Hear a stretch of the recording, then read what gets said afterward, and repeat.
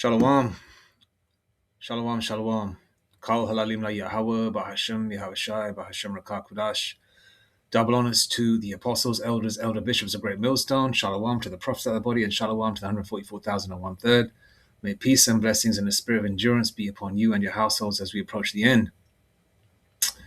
There's a lot going on, If you don't know already, pestilence after pestilence, disease after disease. Now this new hantavirus thing is popping off.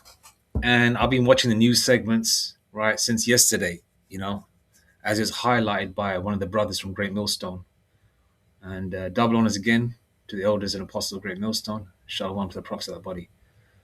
And with the hantavirus, they've been mentioning that it started off in South America. There was an Edomite couple from Europe, I believe.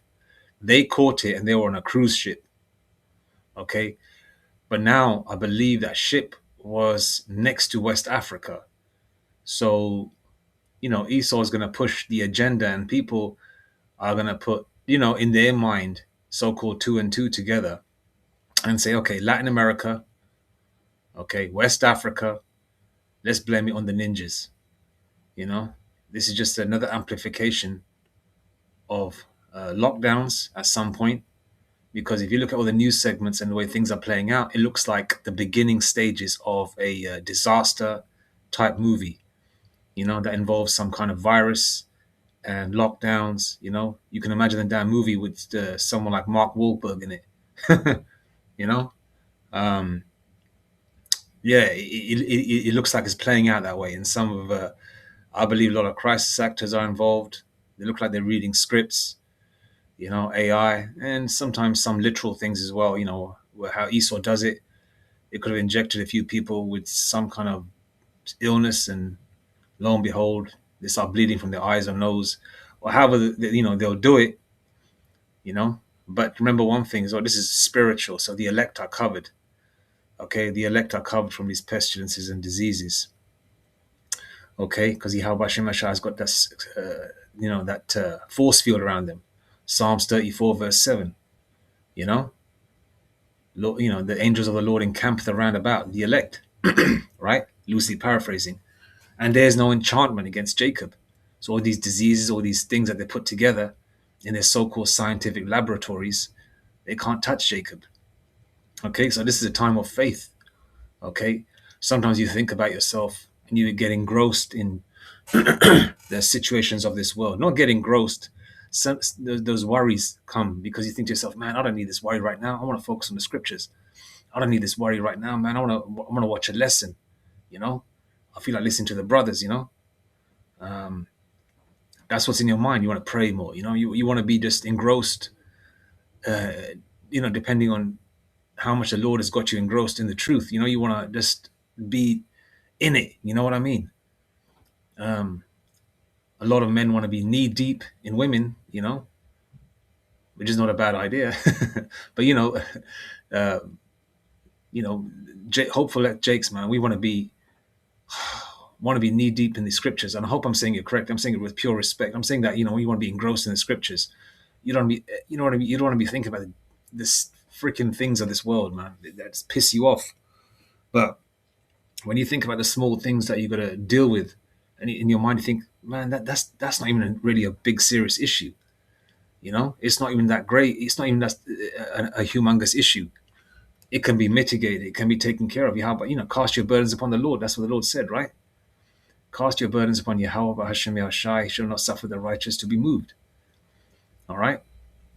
Hebrews 11 verse 1. Faith is the substance of things hoped for, the evidence of things not seen. We got bigger fish to fry. When these small things come in mind, I think to myself, man, we got bigger fish to fry. The hour of temptation, Jacob's trouble, the World War III draft, when that comes in, Yahawashi, has got will cover his sheep, So what you're going through right now are just the building blocks, okay? The building blocks to that greater trial. And I was reading 1 Samuel chapter 17 this morning, right? When King David stepped up to Goliath, King David being a young man and all, not being a so-called, as my Northern Kingdom brothers would say, not being a veterano like Goliath, because Goliath was a man of war, right? But King David proved himself, man. He juked up a lion, a bear as well, I believe. I read the chapter this morning, you know, and he didn't have no battle armor on him. He just had the what did he have? He was I've got chapter 17 right here. He had a slingshot. Yeah, he had a slingshot. Okay. It's 58 verses. Yeah. Yeah, here it's mentioned that King David says here in his First Samuel chapter 17, verse 35. And Saul said to David, I've got to verse 33. And Saul said to David, thou art not able to go against this Philistine to fight with him, for thou art but a youth, and he a man of war from his youth. And then David said unto Saul, thy servant kept his father's sheep, and there came a lion and a bear, and took a lamb out of the flock. Verse 35, and I went out after him, and smote him, and delivered it out of his mouth. And when he arose against me, I caught him by his beard, and smote him, and slew him. Okay? And I mean, if you look at the size of a lion or a bear, I mean, they're powerful and dangerous, man. Especially in our weak, frail bodies today. King David was a young man back then. In the ancient world, men were stronger, but the animals are probably bigger and stronger too. And that's faith, man. King David wasn't, what you call a veteran sort of warrior. He was a young man, but basically, he was thrown in the deep end. Yahawashi threw him in the deep end in terms of putting him in situations, and because his faith was so strong, and he's part of the elect, and he's a man after the Lord Yahawashi own heart. The Lord blessed him with that faith and spirit to kill the bear and lion, and then eventually, with that building block, he went and took out Goliath, who I believe was 19 or 20 feet tall, and King David, I believe, was around about 9 feet. Half the size, but a 9 feet man today is a sight to see, especially if a 9 feet tall Jake, that's swole at the same time, not just lanky and skinny like a Hamite. Right? That's a sight to see. But in the ancient world, King David was probably viewed as a person that's 5'11" or 6 foot today, just average. But King David did his thing, man, in the spirit and power of Yahawashi. Okay.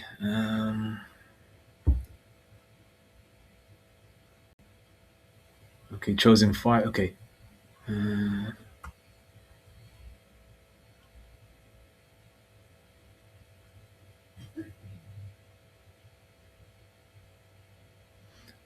let me see what I want to read this.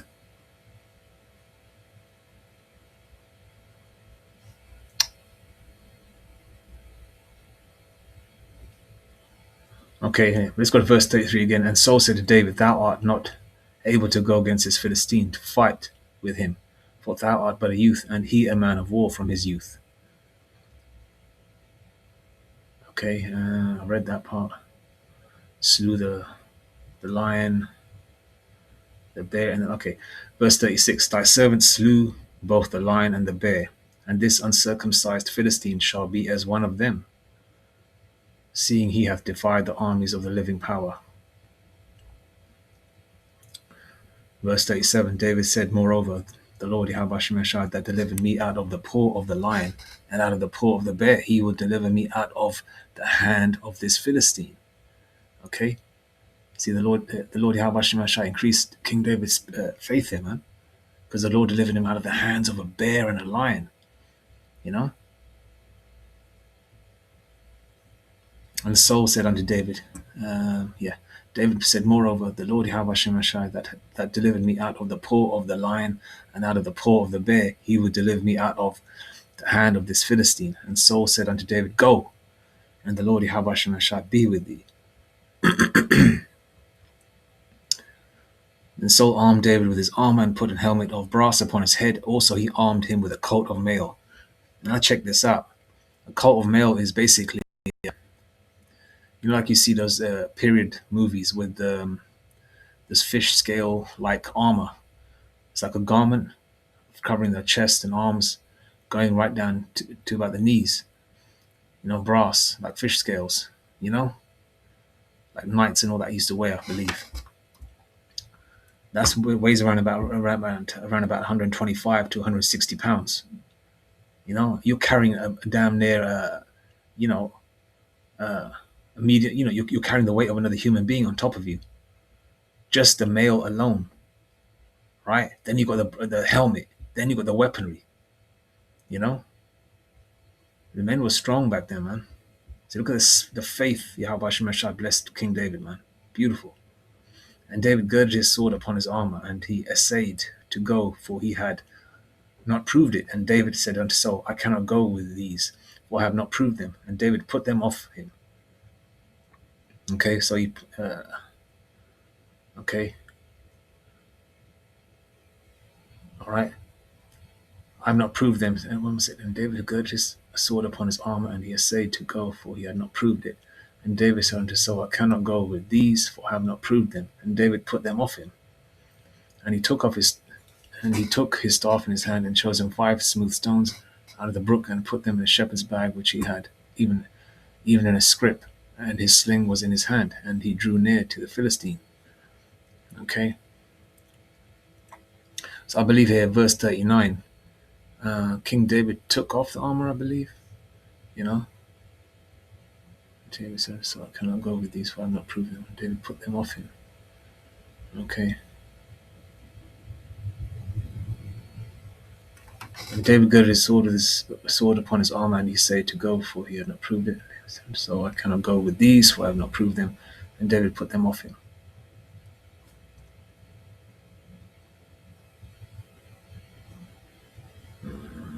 Okay. I mean,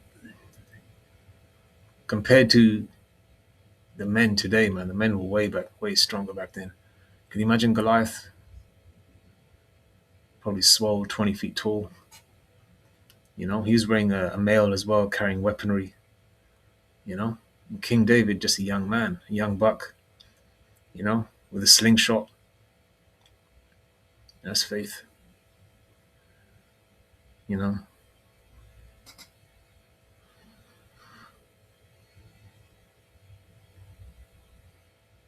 And the Philistine came on and drew near unto David, and the man that bare the shield went before him. Okay, let's go to because it's 58 verses, I believe, and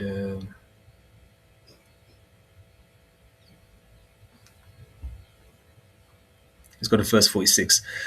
Let's read 45 and 46. Then said David to the Philistine, Thou comest to me with a sword, and with a spear, and with a shield, but I come to thee in the name of the Lord, Yahawashi of hosts, the God of the armies of Israel, whom thou hast defied. Because the Goliath, that heathen, was opening his mouth and talking a whole bunch of, nonsense. Verse 46, This day will the Lord Yahawashi deliver thee into mine hand, and I will smite thee and take thine head from thee, and I will give the carcasses of the host of the Philistines this day unto the fowls of the air, and to the wild beasts of the earth, that all the earth may know that there is a power in Israel. I mean, that's how determined, that's how foolproof King David's faith was, man. He said it to him, this is what I'm going to do to you, before he actually did it. And then he did it in the spirit and power of YAHAWAH HASHAM Yashai. Proverbs 20 and 24, man's goings are of the Lord. And that's faith. That's foolproof, solid faith. When I said solid faith, it's 441. Okay? You know, he couldn't be moved. You know, King David could not be moved with his faith. You couldn't shake him. He was foolproof, full in, man. You know, just fully in. You know, because a double-minded man is unstable in all his ways, right? Loosely paraphrasing scripture. King David was not unstable. You know, fully in. Faith was like on 144%. You know, and then he did his, and the Lord blessed him. Verse 47: and all the assembly shall know that the Lord Yahawashi saveth not with sword and spear, for the battle is the Lord's. Okay, Yahawashi, and he will give you into our hands. Okay, because whatever you go through, it's the Lord who gets you into it and the Lord gets you out of it. The Lord's going to get you out of it. Okay, so this is a great example of the faith that the hopeful elect or the elect will need in these times. You've got to be fully in. You can't be half-hearted about it.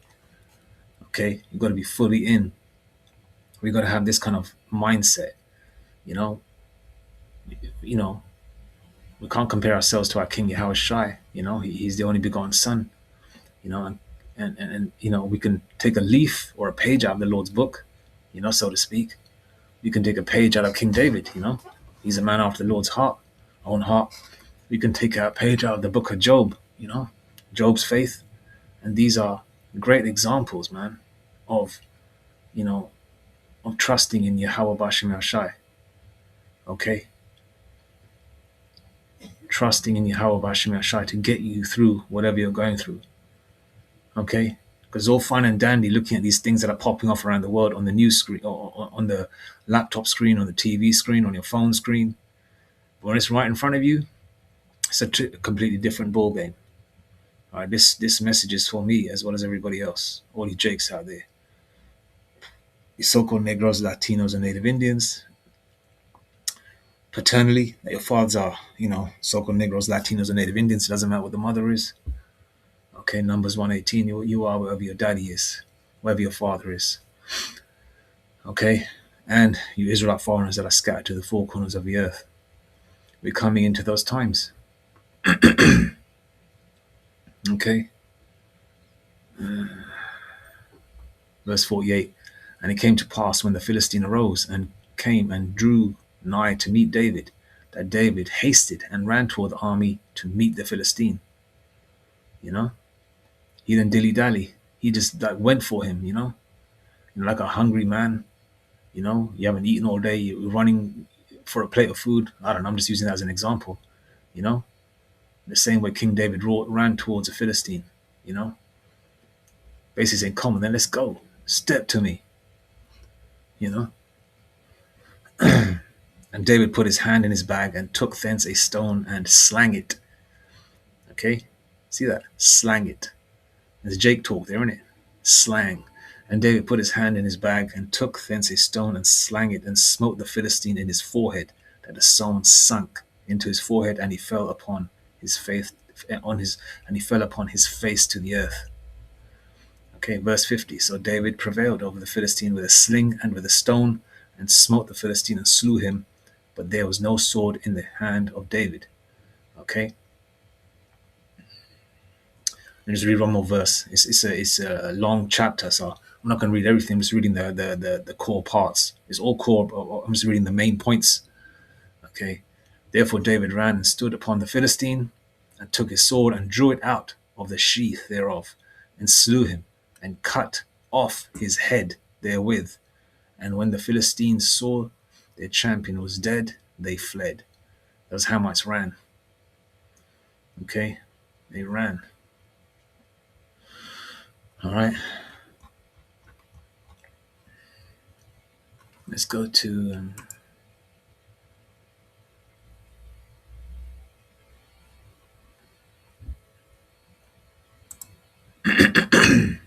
I typed in AI. What happened in First Samuel chapter 17? Okay. David, a young shepherd, kills the Philistine giant Goliath with a sling and stone, defeating him in the valley of Elah. After challenging Israel for 40 days, Goliath is slain by David's faith-driven action, leading to a major, leading to a major Israelite victory over the Philistines. Look at this part here. Look, these damn devils putting this word in here. Israeli. This piece of shit, man. Damn devils. Israeli victory. It's supposed to be Israelite victory.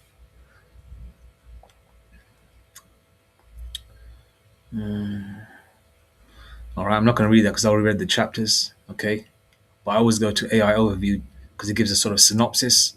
After you read the chapter, go to the AI overview to get a synopsis of it as well. So, you know, you can sort of bring both those pieces of information together, the synopsis as well as what's within that chapter, as well as reading the chapter itself.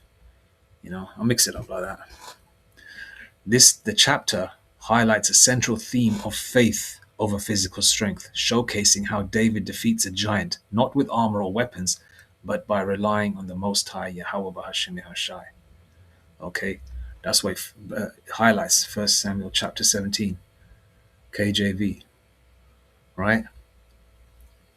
Lockdowns are coming. No work. No money. Okay, financial crash. Right? Jacob's trouble. The micro hip. All right, Revelation 13:16, Jeremiah 30 verse 7. Revelation 11:14. All these things are yet to happen. On a greater scale. So now's the time, to those that are gonna get caught by the wayside are gonna be basically people that have had it really good. Everything works out for them. Everything is smooth runnings. 2/3 of unelect Jakes are going to get turned over, man. And you heathens, we don't give a shit about you. You're effed. Jacob's trouble is for you devils. All right, Jacob's trouble, the Marak, the Karagma, Micro hip, the World War III. It's all coming, man. All right. Have faith as King David. That's the aim. That's the aim. And it's highly spiritual, because I try and read a couple of chapters a day. And today I was thinking about faith when I woke up this morning, and lo and behold, I was reading 1 Samuel chapter 17, man. The building blocks of faith. And we're going to need it in these times. All right? We're going to need it in these times. So stay prayed up. Man. As our apostles and teachers say, specifically Apostle RAQA Allah or Apostle RAQA, keep your medicine strong, man. Pray without ceasing. Okay? Pray without ceasing. All praises to Yahawah, Bashem Yashai, Bashem RAQA QWADASH. Shalom.